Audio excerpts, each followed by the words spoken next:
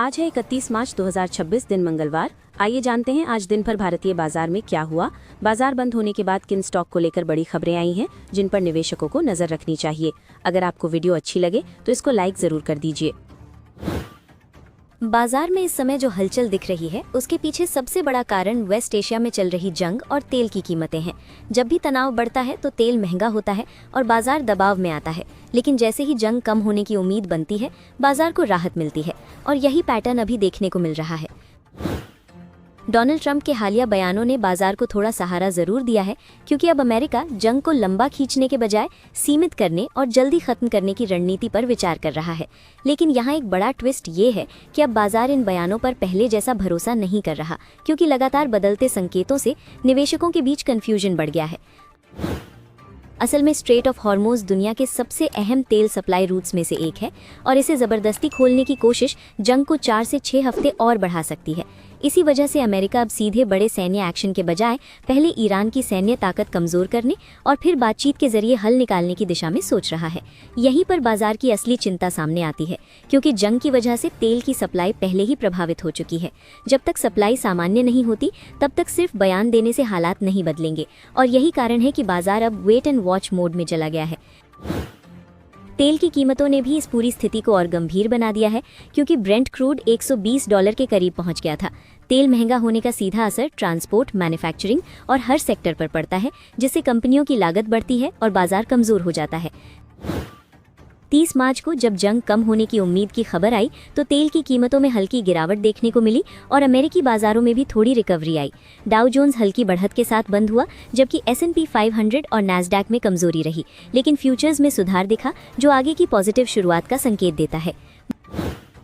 भारतीय बाजार के लिए भी संकेत पॉजिटिव दिख रहे हैं, क्योंकि गिफ्ट निफ्टी 100 अंक से ज्यादा उछला हुआ था। साथ ही ग्लोबल मार्केट से भी सपोर्ट मिल रहा है और RBI के फैसले से लिक्विडिटी को राहत मिली है, जिससे बाजार को संभलने में मदद मिल सकती है। हालांकि एशियाई बाजारों में अभी भी मिला जुला रुख है, कहीं गिरावट तो कहीं हल्की तेजी देखने को मिल रही है। इसका मतलब साफ है कि निवेशकों के मन में अभी भी अनिश्चितता बनी हुई है और बाजार हर छोटी खबर पर तेजी से रिएक्ट कर रहा है। इस बीच एक और बड़ा ट्रेंड सामने आया है। ट्रंप की रणनीति में लगातार मिक्स्ड सिग्नल्स देखने को मिल रहे हैं।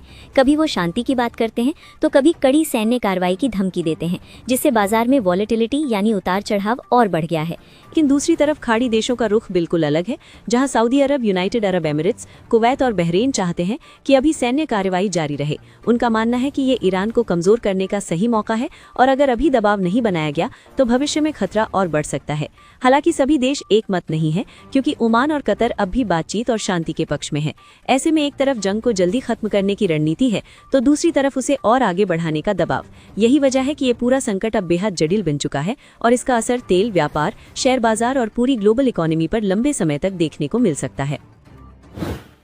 इससे पहले बाजार में लगातार गिरावट का माहौल था। डर इतना बढ़ गया था कि फियर इंडेक्स 30 के ऊपर पहुंच गया। इसका मतलब होता है कि निवेशक बहुत ज्यादा घबराए हुए हैं और रिस्क लेने से बच रहे हैं, जो शॉर्ट टर्म में बड़ी गिरावट की वजह बनता है। मार्च महीने में विदेशी निवेशकों ने करीब 1.14 लाख करोड़ रुपए निकाल लिए, जो रिकॉर्ड स्तर का आउटफ्लो है। इसकी वजह वेस्ट एशिया का तनाव, कमजोर रुपया और महंगे होते तेल को माना जा रहा है, जिससे भारत जैसे बाजारों पर दबाव बना। डेटा भी यही दिखा रहा है कि हालात आसान नहीं है। तेल की कीमतें करीब 7% तक बढ़ चुकी हैं और शेयर बाजार भी पिछले कुछ हफ्तों में दबाव में रहा है, यानी जमीनी हकीकत और बयानबाजी में साफ अंतर दिख रहा है। तेल की कीमतों में तेजी ने महंगाई की चिंता भी बढ़ा दी है, खासकर एशियाई देशों में जो ऊर्जा के लिए मिडल ईस्ट पर निर्भर है। यही वजह है कि जापान और दक्षिण कोरिया जैसे बाजारों में भारी गिरावट देखने को मिली और पूरे एशिया में कमजोरी का माहौल बना। हालांकि एक राहत की बात यह है कि जेरोम पावल ने साफ कहा है कि अभी महंगाई कंट्रोल में है और ब्याज दर बढ़ाने की जरूरत नहीं है। इसका मतलब है कि लोन महंगे नहीं होंगे और ये बाजार के लिए एक पॉजिटिव संकेत माना जा रहा है। सबसे बड़ा असर लोगों के भरोसे पर पड़ा है, जहां कंज्यूमर कॉन्फिडेंस काफी नीचे आ गया है। एक्सपर्ट्स का मानना है कि जब तक तेल सस्ता नहीं होता, बाजार स्थिर नहीं होता और जंग खत्म नहीं होती, तब तक सिर्फ बयान देने से हालात नहीं सुधरेंगे। अब आम निवेशकों के लिए सबसे जरूरी बात यह है कि ऐसे उतार चढ़ाव में घबराकर फैसले ना लें। बाजार में 10% तक की गिरावट सामान्य होती है और लंबी अवधि के निवेशकों के लिए ये अक्सर अच्छे शेयर सस्ते में खरीदने का मौका बन जाती है। बार बार न्यूज़ के आधार पर ट्रेड करना नुकसानदायक हो सकता है क्योंकि हालात तेजी से बदल रहे हैं। बेहतर यही है कि मजबूत कंपनियों पर फोकस रखें, लंबी अवधि का नजरिया रखें और तेल की कीमतों और ग्लोबल संकेतों पर नजर बनाए रखें। अगली खबर, शेयर बाजार में एक बड़ा झटका देखने को मिला है, जहां एलिटिकॉन इंटरनेशनल पर सेबी ने सख्त कार्रवाई करते हुए कंपनी, उसके प्रमोटर विपिन शर्मा और अन्य लोगों को सिक्योरिटी मार्केट से बैन कर दिया है। ये पूरा मामला बाजार में भरोसे और ट्रांसपेरेंसी पर बड़ा सवाल खड़ा करता है। सेबी के मुताबिक कंपनी ने शेयर की कीमत और ट्रेडिंग वॉल्यूम में हेरफेर किया, फाइनेंशियल डेटा में गड़बड़ी की और निवेशकों को गुमराह करने के लिए सिर्फ पॉजिटिव खबरें दिखाई, यानी एक फर्जी ग्रोथ स्टोरी बनाकर निवेशकों को आकर्षित किया गया, जबकि असल हालात छुपाए गए। जांच में ये भी सामने आया कि कंपनी ने कई अहम नकारात्मक जानकारी जैसे जीएसटी नोटिस, ऑफिस सील होना, एफडीए द्वारा स्टॉक जब्त होना और कोर्ट से जुड़े मामलों को निवेशकों से छुपाया। इससे साफ होता है कि ग्राउंड रियलिटी और कंपनी के दावों में बड़ा अंतर था। सेबी ने इस मामले में करीब 51.3 करोड़ रुपए की कथित अवैध कमाई जब्त करने का आदेश दिया है और आरोपियों के बैंक खातों से पैसे निकालने पर भी रोक लगा दी है। साथ ही अब इस पूरे मामले की फॉरेंसिक जांच भी की जाएगी, जिससे आगे और बड़े खुलासे हो सकते हैं। अगर शेयर के प्रदर्शन की बात करें तो ये अपने ऑल टाइम हाई से करीब 90% तक टूट चुका है और 2026 में ही लगभग 50% गिर चुका है। ये गिरावट दिखाती है कि जब भरोसा टूटता है तो कितना बड़ा नुकसान हो सकता है, खासकर रिटेल निवेशक। डेरिवेटिव ट्रेडिंग करने वालों के लिए बड़ी खबर है, जहां अप्रैल सीरीज से कई नए शेयर एफएनओ सेगमेंट में शामिल हो रहे हैं। इससे ट्रेडिंग वॉल्यूम, लिक्विडिटी और मार्केट मूवमेंट पर सीधा असर पड़ेगा, इसलिए निवेशकों के लिए इन बदलावों को समझना काफी जरूरी है। अडानी पावर लॉट साइज 3550 और विशाल मेगा मार्ट लॉट साइज 4850 जैसे स्टॉक्स में बड़ा लॉट साइज रखा गया है, जिसका मतलब है कि इनमें ट्रेडिंग के लिए ज्यादा कैपिटल लगेगा और बड़े निवेशकों की भागीदारी ज्यादा देखने को मिल सकती है। Cochin shipyard lot size 400, Godfrey Phillips India lot size 275 और Hyundai motor India lot size 275 जैसे stocks mid range lot size के साथ आते हैं, जिससे ट्रेडर्स के लिए रिस्क और कैपिटल के बीच बैलेंस बनाना आसान रहता है। फोर्स मोटर्स लॉट साइज 25 का छोटा लॉट साइज इसे रिटेल निवेशकों के लिए काफी आकर्षक बनाता है, जहां कम पूंजी में भी एफ&ओ ट्रेडिंग की जा सकती है और भागीदारी बढ़ सकती है। Motilal Oswal financial services lot size 775 और Nippon life India lot size 625 जैसे फाइनेंशियल सेक्टर के स्टॉक्स अब एफ&ओ में आने से ज्यादा एक्टिव हो सकते हैं, जहां ट्रेडर्स को हेजिंग और शॉर्ट टर्म ट्रेडिंग के नए मौके मिलेंगे। बाजार बंद रहने के बाद आई खबरों का असर अब बुधवार को देखने को मिलेगा, इसलिए कई स्टॉक्स में एक्शन रह सकता है। खास तौर पर भारतीय Airtel, bank of Baroda, IREDA, Jubilant FoodWorks और ल्यूपिन जैसे स्टॉक्स खबरों के चलते फोकस में रहेंगे। क्वालिटी वॉल्स इंडिया में बड़ा बदलाव देखने को मिला है, जहां प्रमोटर्स ने अपनी 61.90% हिस्सेदारी द मैग्नम आइसक्रीम होल्ड को 1 नेदरलैंड्स बीवी को ट्रांसफर कर दी है। ऐसे बड़े स्टेक ट्रांसफर आमतौर पर कंपनी के कंट्रोल और भविष्य की रणनीति में बदलाव का संकेत देते हैं। मेक माई ट्रिप लिमिटेड पर दबाव देखने को मिल सकता है, क्योंकि शॉर्ट सेलर मॉर्फियस रिसर्च ने कंपनी पर एंटी कॉम्पिटिटिव प्रैक्टिस और अकाउंटिंग से जुड़े सवाल उठाए हैं। इस तरह की रिपोर्ट से निवेशकों का भरोसा हिल सकता है और स्टॉक में वॉलेटिलिटी बढ़ सकती है। हिंदुस्तान कॉपर अपने बिजनेस को बढ़ाने के लिए बड़ा कदम उठा रही है, जहां करीब 470 करोड़ रुपए का नया प्लांट लगाने का प्लान है। इससे कंपनी की प्रोडक्शन कैपेसिटी बढ़ेगी, जो लंबे समय में ग्रोथ के लिए पॉजिटिव संकेत माना जाता है। डायमंड पावर इंफ्रास्ट्रक्चर को 66 kilovolt high voltage cable supply का ऑर्डर मिला है। ऐसे ऑर्डर्स कंपनी की ऑर्डर बुक मजबूत करते हैं। वहीं पेस डिजिटेक को एनटीपीसी लिमिटेड से 494.54 करोड़ रुपए का बैटरी एनर्जी स्टोरेज प्रोजेक्ट मिला है। ये सेक्टर भविष्य के लिए काफी अहम माना जा रहा है। बजाज ऑटो के लिए एक स्थिरता की खबर आई है, जहां केयर रेटिंग्स ने इसकी subsidiary Bajaj auto credit limited की 10,000 करोड़ रुपए की सुविधाओं पर AAA रेटिंग को बरकरार रखा है। इसका मतलब है कि कंपनी की फाइनेंशियल स्थिति मजबूत मानी जा रही है। कोरोना रेमेडीज ने डॉक्टर रेड्डीज लेबोरेटरी से वोकाबीन ब्रांड का अधिग्रहण किया है। ये कंपनी का 5वां अधिग्रहण है, जिससे उसका प्रोडक्ट पोर्टफोलियो मजबूत होगा और खास थेरेपी सेगमेंट में पकड़ बढ़ेगी। भारतीय एयरटेल अपनी डेटा सेंटर बिजनेस नेक्स्टा में करीब $1 अरब का निवेश करने जा रही है, जिसमें ग्लोबल निवेशक अल्फा वेव ग्लोबल और कार्लाइल शामिल हैं। ये कंपनी की डिजिटल इंफ्रास्ट्रक्चर और लॉन्ग टर्म ग्रोथ के लिए बड़ा पॉजिटिव कदम माना जा रहा है। इरेडा ने एक्सटर्नल कमर्शियल बोरोइंग्स के लिए सुमिटोमो मित्सुई बैंकिंग कॉर्प के साथ समझौता किया है, जिससे कंपनी को सस्ती विदेशी फंडिंग मिल सकेगी।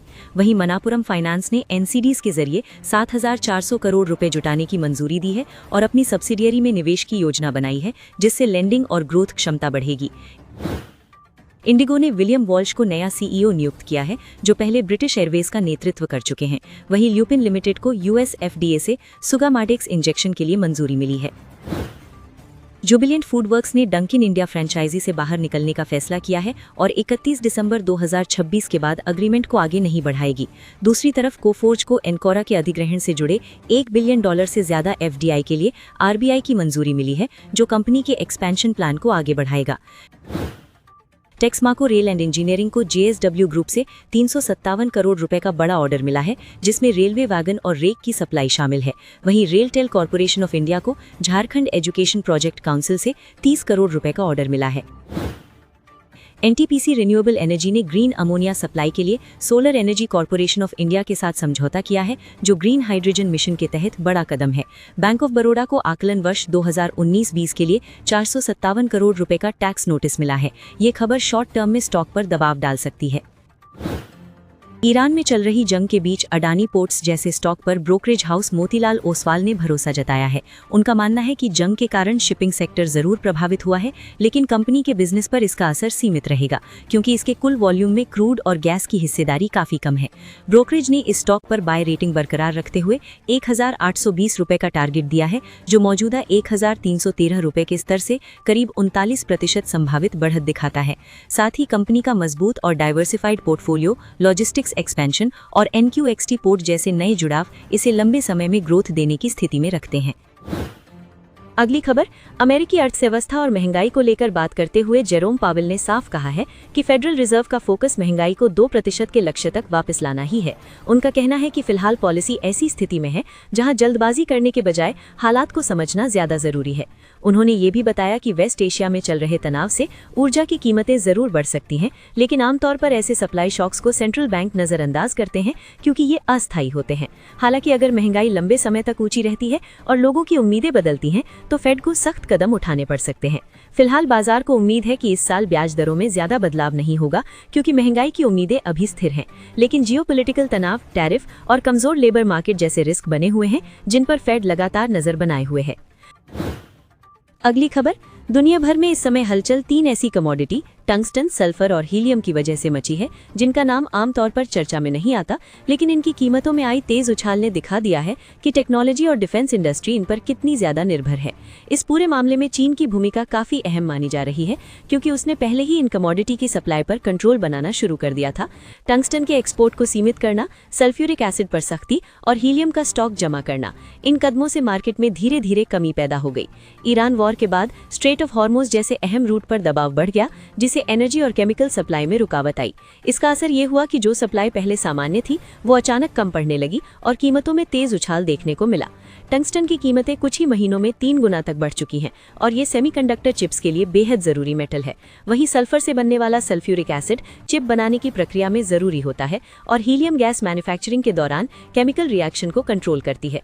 इसलिए तीनों की कमी सीधा प्रोडक्शन पर असर डालती है। ये पूरा घटनाक्रम एक बड़ा संकेत देता है कि ग्लोबल सप्लाई चेन अभी भी काफी नाजुक है और कुछ ही देशों पर ज्यादा निर्भर है। अगर इन जरूरी कमोडिटी की सप्लाई में थोड़ी भी रुकावट आती है, तो पूरी दुनिया में टेक्नोलॉजी, इलेक्ट्रॉनिक्स और डिफेंस सेक्टर पर बड़ा असर पड़ सकता है। अगली खबर, शेयर बाजार से जुड़े लोन नियमों को लेकर बड़ी अपडेट आई है, जहां रिजर्व बैंक ऑफ इंडिया ने नए कैपिटल मार्केट एक्सपोजर नियमों को 3 महीने के लिए टाल दिया है। अब ये नियम 1 अप्रैल की बजाय 1 जुलाई 2026 से लागू होंगे, जिससे बाजार को फिलहाल थोड़ी राहत मिल गई है। ये फैसला इसलिए लिया गया क्योंकि बैंकों, ब्रोकर्स और इंडस्ट्री ने बताया कि नए नियमों को लागू करने में दिक्कतें और कंफ्यूजन है। आरबीआई ने सभी से चर्चा के बाद ये समझा कि अभी थोड़ा समय देना बेहतर रहेगा, ताकि सिस्टम स्मूथ तरीके से तैयार हो सके। आम निवेशकों के लिए इसका मतलब ये है कि शेयर के बदले मिलने वाले लोन पर सख्ती आने वाली है, लेकिन अभी 3 महीने का समय मिल गया है। आगे एक व्यक्ति को शेयर, आरईआईटी और इन्विट के बदले अधिकतम 1 करोड़ रुपए तक ही लोन मिलेगा और आईपीओ या एफपीओ में निवेश के लिए 25 लाख रुपए की सीमा तय होगी। ब्रोकर्स और ट्रेडर्स के लिए फिलहाल राहत है, क्योंकि उनकी फंडिंग तुरंत प्रभावित नहीं होगी, लेकिन आगे बैंक तभी पैसा देंगे जब उसके बदले 100% कैश या कैश जैसी सिक्योरिटी होगी, यानी रिस्क को काफी हद तक कंट्रोल करने की कोशिश की जा रही है। कंपनियों के लिए अधिग्रहण से जुड़े नियम भी सख्त किए गए हैं, जहां अब मर्जर और अमेलगमेशन को भी एक्विजिशन फाइनेंस में शामिल किया गया है। लोन तभी मिलेगा जब कंपनी वास्तव में किसी दूसरी कंपनी पर कंट्रोल हासिल कर रही हो और डील में स्पष्ट फायदा दिखे। एक अहम बदलाव ये भी है कि अगर कोई कंपनी अधिग्रहण के लिए लोन लेती है तो उसे रीफाइनेंस तभी किया जा सकेगा जब डील पूरी तरह खत्म हो जाए। साथ ही नया लोन सिर्फ पुराने लोन को चुकाने के लिए ही इस्तेमाल किया जा सकेगा। म्यूचुअल फंड्स को भी थोड़ी राहत दी गई है, जहां कुछ शॉर्ट टर्म फंडिंग जैसे जीसेक और टी-बिल्स को अब शेयर बाजार एक्सपोजर में नहीं गिना जाएगा। इससे फंड हाउस के लिए कैश मैनेज करना आसान हो जाएगा। कुल मिलाकर ये साफ संकेत है कि आरबीआई आगे चलकर शेयर बाजार में ज्यादा उधार लेकर निवेश करने पर लगाम लगाना चाहता है। रॉबर्ट कियोसाकी ने मिडिल ईस्ट के तनाव और बढ़ती महंगाई के बीच बड़ी चेतावनी दी है कि दुनिया एक मुश्किल दौर की तरफ बढ़ रही है। उनका कहना है कि युद्ध, महंगाई और बाजार की अनिश्चितता मिलकर ऐसा माहौल बना रहे हैं जहां आम निवेशक अगर सतर्क नहीं रहा तो उसे बड़ा नुकसान उठाना पड़ सकता है। उन्होंने खास तौर पर ये बात कही कि सरकारें लगातार पैसा छाप रही हैं, जिससे कागजी पैसे की वैल्यू धीरे धीरे कम हो रही है। ऐसे में अगर कोई सिर्फ कैश सेव करता है तो उसकी असली खरीदने की ताकत घटती जाएगी, यानी महंगाई चुपचाप आपकी संपत्ति को कम करती रहती है। कियोसाकी का मानना है कि पुराने जमाने वाला फॉर्मूला नौकरी करो, पैसा बचाओ और पारंपरिक निवेश में डाल दो अब पूरी तरह सुरक्षित नहीं रहा।